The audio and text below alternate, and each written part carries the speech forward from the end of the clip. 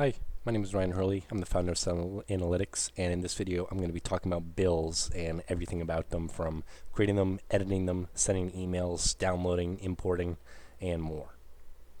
So the first thing you're going to want to see is when you come to bills, if you've created bills before, our default timeline does not include all bills. So if you go back, I just pressed Y to go back a year.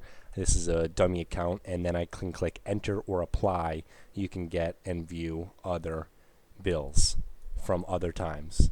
You can also filter by a vendor. So if I wanted to see all Bob's Burgers that are, say, just paid, then I can filter and see all of the vendors from that time. So I'm just going to go back here in accounting, bills, and just go here to clear that out. First thing that you're going to want to be able to do is just create a simple bill. So there's two ways to create a bill. There's creating it this way, which is manually typing, or the other way, which is importing it, and we'll show that in a minute. So this first way, create, is the most simple way, and if you have not many SKUs, just a small bill, this is probably the quickest way to do it. But if you have more, it might make sense to import it. So right here, we can click vendor, and if you've created a vendor before, in the vendors tab, it'll show up here.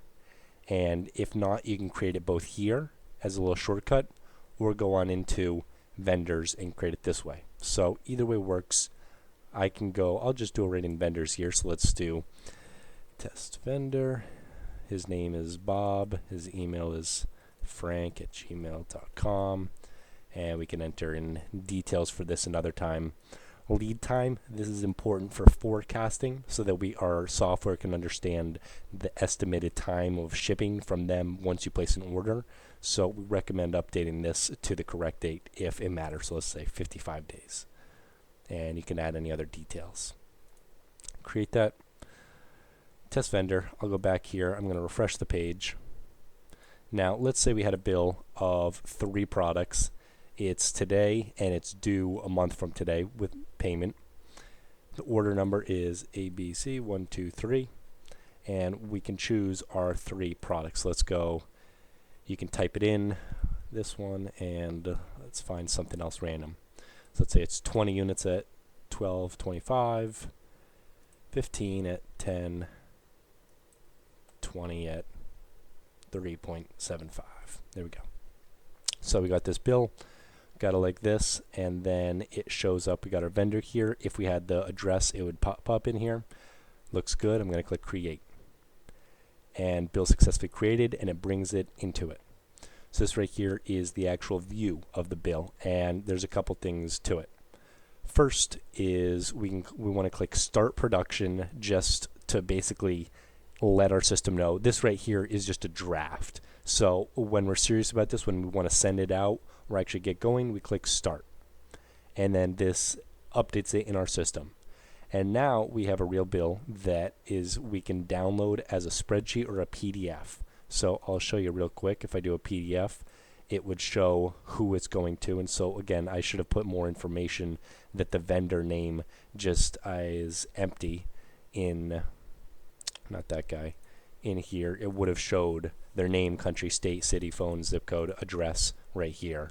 But I did not do any of that. So you can see right here, we got the bill, who it's to, we got the SKU, quantity, rate, price, and all the details.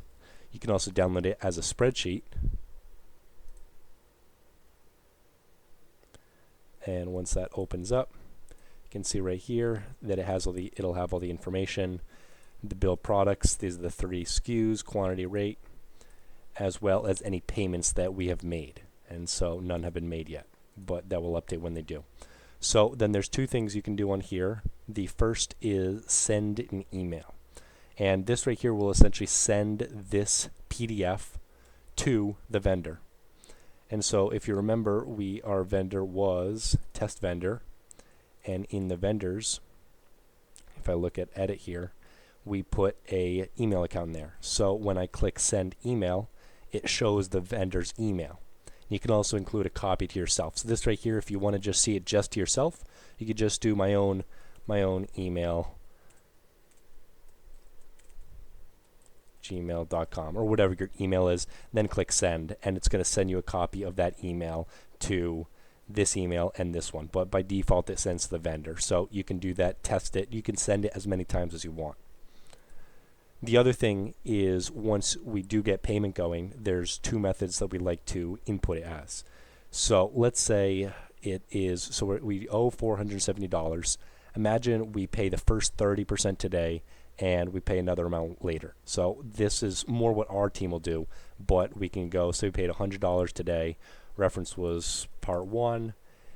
I'll add it. And then this right here shows we have a payment, and the total amount due is $370. And then if you go to download this again, it would show we've already paid $100, $370 is due. And then once we add payment again, let's say it's a month from now, then we can add the rest, final balance, and then you can choose what account it is. Say we paid with our credit card. It would enter it, and then this bill right here shows as paid. It's complete, and it's all done. Now, if you wanted to go back and edit these payments, say we wanted to change it, you could edit the amounts. Maybe it was the wrong one. I'll delete that just so we can go back to the edit page, because I'm on the view bill right now, but you can also click in two ways. One, you can click edit bill right here. You can always go from view bill to edit bill. And the other way is in bills. You can go in here and click edit this way. And it's going to let you change all of the details that you had inside of here. So if it was 20 units and it was actually 21 units, or $10 and it was $10.50, we can change that right here, and I can click update.